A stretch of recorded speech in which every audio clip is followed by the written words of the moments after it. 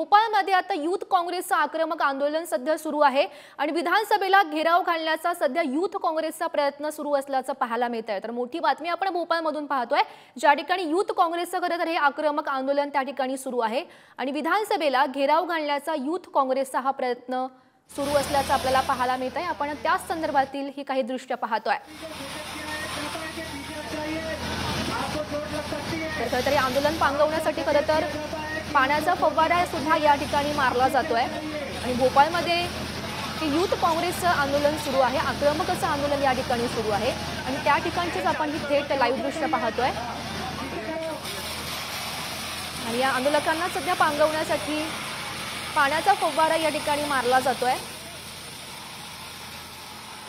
तर बेरोजगारीच्या मुद्द्यावर युथ काँग्रेस सध्या आक्रमक झाल्याचं पाहायला मिळतंय आणि विधानसभेला घेराव घालण्याचा युथ काँग्रेसचा हा प्रयत्न सुरू असल्याचं पाहायला मिळतंय।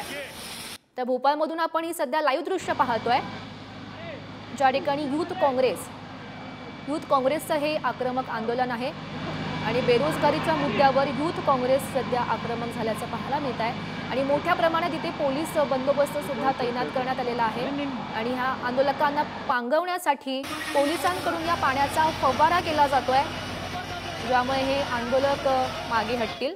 मात्र आपण तरीही पाहतोय की मोठ्या प्रमाणात आंदोलक आहेत, युथ काँग्रेसचे आंदोलक या ठिकाणी जमलेले पाहायला मिळत आहेत।